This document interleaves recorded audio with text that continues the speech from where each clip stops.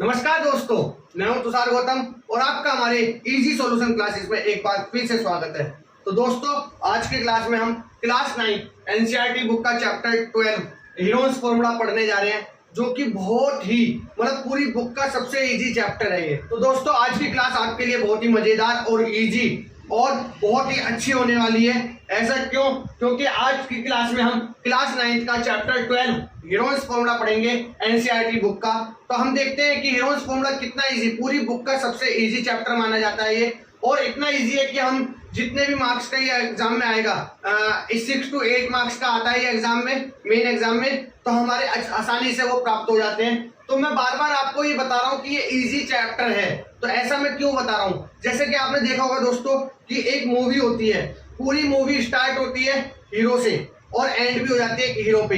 तो इसी तरीके से ये पूरा चैप्टर एक हीरोन्स फॉर्मूला से शुरू होगा और हीरोन्स फॉर्मूला पे ही खत्म हो जाएगा। मतलब जी हाँ, इसमें हमें एक ही फॉर्मूला पढ़ना पड़ेगा जिससे हम पूरे 12 चैप्टर को आसानी से सोल्व कर देंगे। इससे ज्यादा हमें कुछ नहीं पढ़ना, ठीक है। तो आप देखते हैं इसमें हमें करना क्या होता है, ठीक है। ये हमारा एरिया ऑफ ट्रायंगल और एरिया ऑफ क्वाड्रिलेटरल को निकालने के काम आता है। एरिया ऑफ ट्रायंगल को निकालने के कैसे काम आता है? मान लीजिए कोई भी मेरा एक ट्रायंगल है, इसके एरिया को निकालने के लिए मेरा काम आ जाएगा, ठीक है। मान लीजिए कोई क्वाड्रिलेटरल है, तो इसको भी निकालने के लिए कैसे काम आएगा?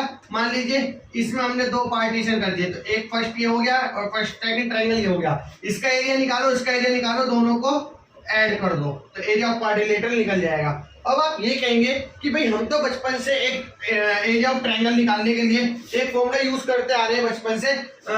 एरिया ऑफ ट्रायंगल निकालने के लिए हमेशा हमने बचपन से ही पढ़ा है, half into base into height, है ना।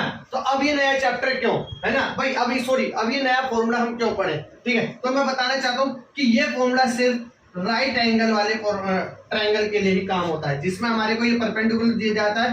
परपेंडिकुलर को हम हाइट मान लेते हैं और ये बेस होता है हमारा, ठीक है। लेकिन अब मान लीजिए अगर ये इक्विलेटरल ट्रायंगल है, तो इसमें भी हम इस तरीके से कर देंगे, इसका पार्टीशन करके, तो भी हम ये वाला फॉर्मूला यूज कर सकते हैं। लेकिन अगर मान लीजिए हमारा ये अजीब सा एक आइसोसेलेस स्केलेन ट्रायंगल आ गया, तो हम इसको सोल्व कैसे करेंगे? इसमें तो क्योंकि हमारी हाइट है ही नहीं, अगर हम हाइट बनाएंगे तो इस तरीके से इसका हाइट बनाएंगे, फिर पहले हम इसका निकालेंगे, फिर हम इसका निकालेंगे, तो बहुत ही ज्यादा कॉम्प्लिकेटेड हो जाएगा। इसीलिए हम इसको देखिए, हीरोन्स फॉर्मूला जो है हर टाइप के ट्रायंगल को का एरिया निकालने के लिए यूज होता है।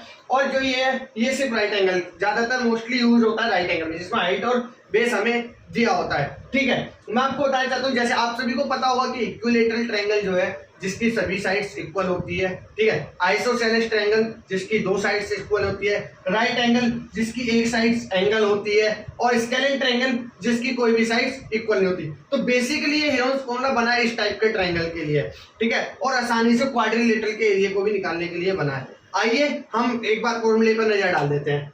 हम सबसे पहले हम इसका एरिया फॉर्मूला देखेंगे। Area is equal to under root S minus A S minus B S minus C, ठीक है। ये अंडर रूट्स के अंदर है। अब हम देखेंगे कि एस क्या है, ए क्या है, बी क्या है, सी क्या है, ठीक है। वन बाय वन हम देख लेते हैं। एरिया तो एरिया ही होता है, ठीक है। अब हम एस को देखते हैं। एस क्या होता है हमारा? सेमी पेरीमीटर, ठीक है। नेक्स्ट है हमारा ए, लेंथ ऑफ साइड्स ए, जो भी एक साइड दी होगी उसकी लेंथ को हम ए बोलेंगे। बी क्या हमारा? Length of sides B. C क्या हमारा? लेंथ ऑफ साइड सी, ठीक है। आसानी से समझ आ रही होगा, ठीक है। आपने देखा कि ए बी सी हमारा तो गिवन होगा, लेकिन ये एस क्या है ना? तो बिल्कुल भी डरने की जरूरत नहीं है। एस क्या है मैं बता देता हूँ। एस का मतलब होता है सेमी पैरामीटर। अच्छा, पैरामीटर क्या होता है? पैरामीटर किसको बोलते हैं? बाउंड्रीज को बोलते हैं। किसको बोलते हैं? बाउंड्रीज को। तो मान लीजिए एक कोई भी ट्रायंगल है किसी भी टाइप का, ये बी मान लिया, ये सी मान लिया, ये ए मान लिया। तो अगर मैं इसका पैरामीटर निकालूं तो मैं कैसे निकालूंगा इसका पैरामीटर? इसका पैरामीटर निकालने के लिए मुझे क्या करना होगा? सम ऑफ ऑल साइड्स। पैरामीटर हम कैसे निकालते हैं? सम ऑफ ऑल साइड्स, किसी भी चीज में हो तो सम ऑफ ऑल साइड्स का मतलब ए प्लस बी प्लस सी, ठीक है। मैं एस की बात कर रहा हूँ, है ना। तो sum of all sides A plus B plus C. अब ये पैरामीटर तो निकालना ही है, हमने निकाल लिया, लेकिन ये क्या है? सेमी पैरामीटर है। तो सेमी करने के लिए हम क्या करेंगे? 2 से डिवाइड कर देंगे। तो एस का फॉर्मूला ये आपको पता चल गया होगा। एस कैसे निकलेगा, ए मतलब sum of all sides sum of 3 sides upon में 2, क्योंकि सेम पेरीमीटर है। समझ आ गई होगा। तो एस ए बी सी हमें सारी वैल्यूज हमें समझ आ गई होगी। अब हम देखते हैं आगे एक क्वेश्चन लेते हैं, उसको सोल्व करते हैं कि कैसे इसको एप्लीकेट करेंगे, कैसे इसको अप्लाई करेंगे किसी भी क्वेश्चन में। देखिए दोस्तों, मैंने एक आसान सा क्वेश्चन ले लिया है फिलहाल फॉर्मूले को समझने के लिए कि वैल्यू इसमें कैसे पुट करनी है, कैसे कैसे इसको सॉल्व करना है। ठीक है, the sides of triangle is ये 3 साइड्स दी हुई है 25, 22, 13 और इसका एरिया हमें फाइंड करना है ट्रायंगल का। तो हम बात कर लेते हैं कि एरिया ऑफ ट्रायंगल क्या होता है। एरिया क्या होता है, under root S, S minus A, S minus B और एस माइनस सी।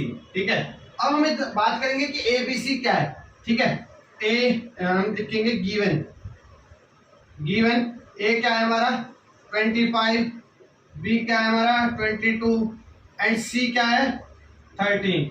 अब बात करते हैं एस की। ठीक है, क्योंकि हमें इसमें एस भी यूज हो रहा है। एस कैसे निकालेंगे हम, सम ऑफ ऑल साइड्स अपॉन में 2, तो मतलब 25 प्लस 22 प्लस 13 अपॉन में 2। ठीक है, अब इसको हम प्लस कर लेते हैं 25, 22, 47 और 13 60 अपॉन 2 इक्वल टू 30 आ गया है। तो मेरे को एस की वैल्यू पता चल गई 30 है। हम इसको वैल्यू में फॉर्मूले में पुट कर देंगे। A equal to under root S की वैल्यू क्या थी 30 अपॉन में एस माइनस ए, मतलब 30 माइनस 25, पहले मैं वैल्यू लिख देता हूं, फिर 30 माइनस 22, फिर 30 माइनस 13। ठीक है, बात समझ आ रही होगी बहुत आसानी से। ठीक है, अब हम इसको सॉल्व करते हैं। ठीक है, 30 तो ऐसे ही रहेगा, 30 में से 25 गए तो 5, 8 और 17। ठीक है, अब इसका अंडर रूट निकालना है मुझे। तो अंडर रूट निकालने के लिए मैं क्या करूंगा, इसको अंदर ही इसका क्या करूंगा फैक्टर, इसके फैक्टर निकाल दूंगा मैं अंदर ही। ठीक है, 30 के फैक्टर क्या होंगे 6 इंटू 5 और 6 के 2 इंटू 3 हो जाएंगे। तो 2 इंटू 3 इंटू 5 लिख सकता हूं मैं 30 को।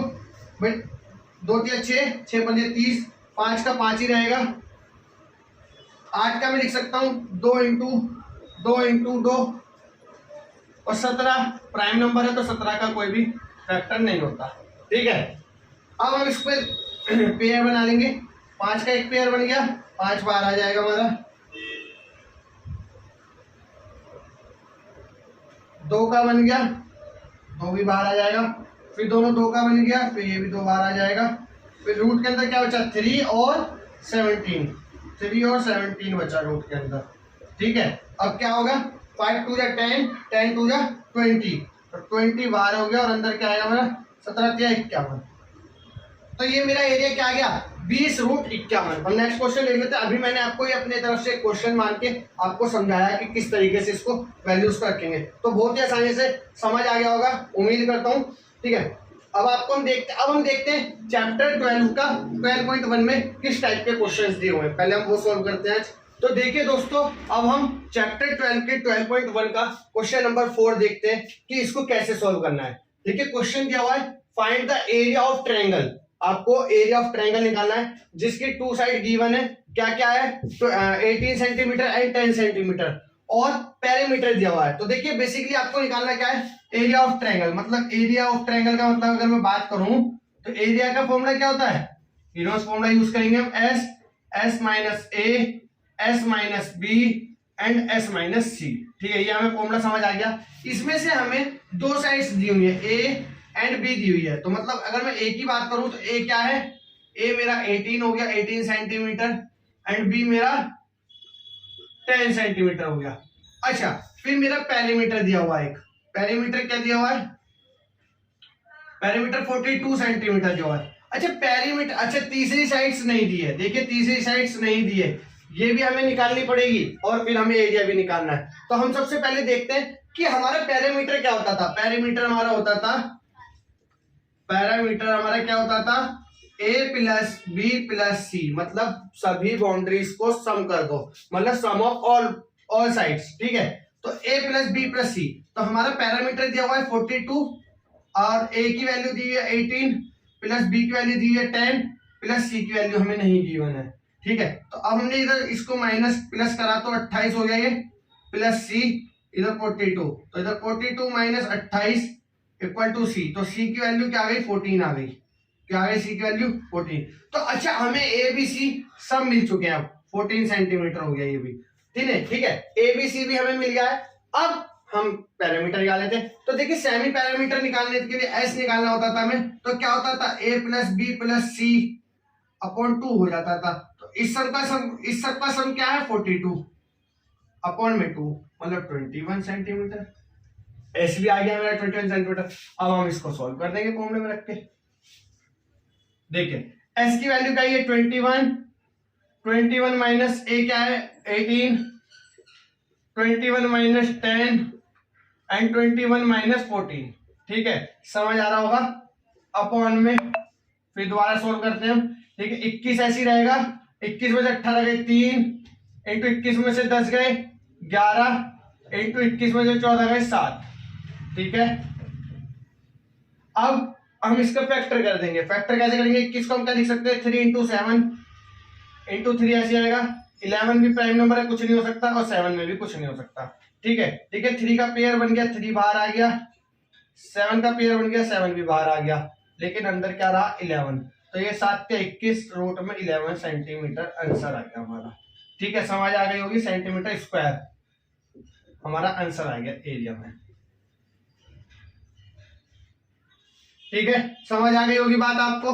तो एरोस फॉर्मूला से आपने देखा किस तरीके से हमने इस क्वेश्चन को सॉल्व करा, बहुत ही आसान क्वेश्चन है। ठीक है दोस्तों, आज की क्लास में आपने देखा कि एरोस फॉर्मूला किस लिए हमारा इतना ज्यादा मोस्ट यूजफुल है, और हम एक ही फॉर्मूले से किस तरीके से चैप्टर 12 को एक ही फॉर्मूले की मदद से सॉल्व कर सकते हैं। ठीक है, और कितना इजी चैप्टर है, और किस तरीके से हम इस चैप्टर को पढ़ के आसानी से ज्यादा मार्क्स को अचीव कर सकते हैं। ठीक है, हमने देखा कि किस किस तरीके की ट्रायंगल्स की वैल्यूज को हम इसको कैसे सॉल्व कर लेते हैं। ठीक है, तो आज की क्लास में सिर्फ इतना ही रखते हैं। नेक्स्ट वीडियो में हम 12.1 के बाकी बचे हुए क्वेश्चंस और 12.2 के क्वेश्चंस को सॉल्व करेंगे, और देखेंगे कि एग्जाम में आने वाले क्वेश्चंस भी हम उसमें पढ़ेंगे कि एग्जाम में किस तरीके के क्वेश्चंस आते हैं, एग्जाम में किस किस टाइप से एग्जाम में क्वेश्चंस को देता है, जिससे कि बच्चे कंफ्यूज हो जाते हैं, आती हुई चीज को छोड़ के आ जाते हैं। ठीक है, आप वीडियो को पूरी देखें, एंड तक देखें, वीडियो को बिल्कुल भी स्किप ना करें, और ज्यादा से ज्यादा वीडियो को शेयर करें, लाइक करें, चैनल को सब्सक्राइब करें, और बेल आइकन को प्रेस करना बिल्कुल ना भूलें, जिससे कि आप हमारी आने वाली सभी वीडियोस को सबसे पहले देख सकें। ठीक है, आज की वीडियो में सिर्फ इतना ही। मिलते हैं बहुत जल्द नेक्स्ट वीडियो में। जब तक के लिए जय हिंद, जय भारत।